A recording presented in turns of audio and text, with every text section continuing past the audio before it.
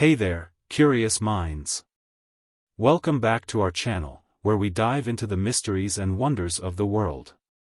Today, we're about to embark on an amazing journey as we delve into the remarkable USS Gerald R. Ford, the most advanced aircraft carrier in the U.S. Navy.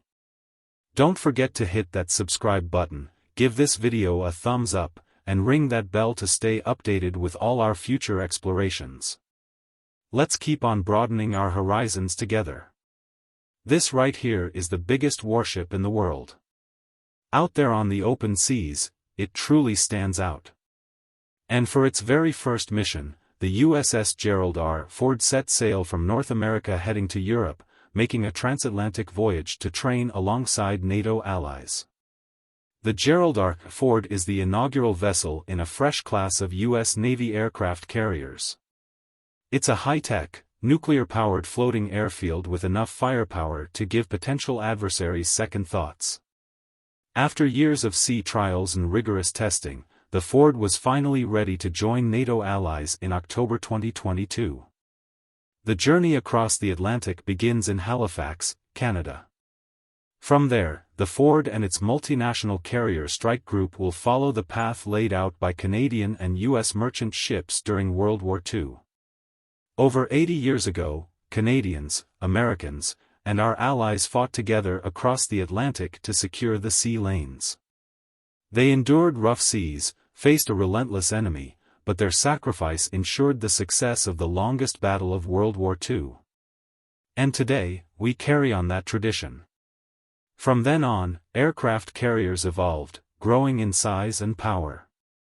Thanks to nuclear power plants, they could go anywhere globally. Plus, with the introduction of steam-powered catapults, they could launch heavier aircraft.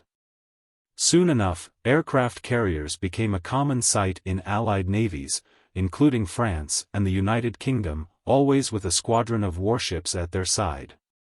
These ships carry their own impressive weaponry, but their primary job is to shield the carrier from harm. With that ring of steel guarding it, the carrier can venture to almost any corner of the globe. If I were to sum up what a carrier strike group is, I'd put it simply: it's the centerpiece of power projection. We're self-sufficient, independent, and capable of reaching any spot on the planet at a moment's notice.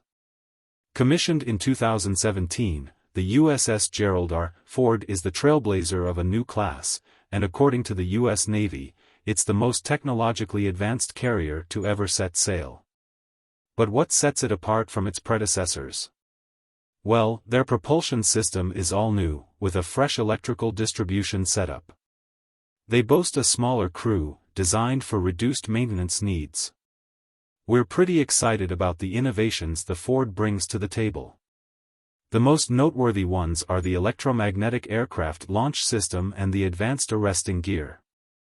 You see, most aircraft carriers use steam-powered catapults to launch jets off their flight decks. But you won't catch a whiff of steam on the Ford's flight deck.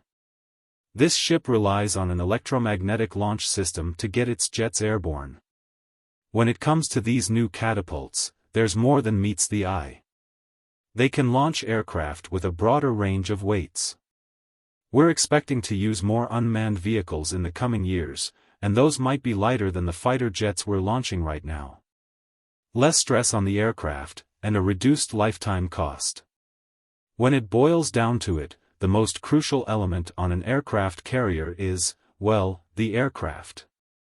Embarked on the Ford is Carrier Air Wing 8, which includes approximately 60 aircraft, ranging from strike fighters to surveillance planes and helicopters. Think of it like a sports team, with layers of defense and offense, all working together to make the play a success. However impressive a fully loaded flight deck might be, those planes can't take off without pilots. Forget the cocky aviators of Top Gun fame, today's fighter pilots embrace a different mindset.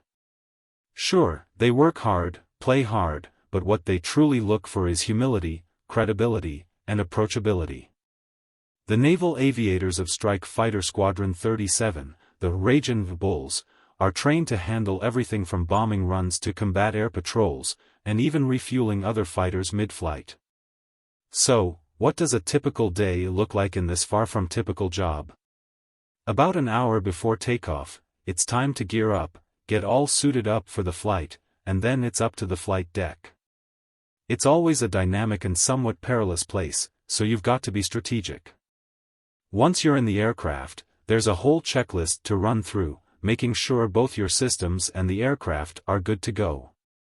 It's a lot of work leading up to that catapult launch, which is the moment you've been waiting for. The defining trait of a naval aviator is the ability to land on a small, floating runway in the middle of a vast and unforgiving sea.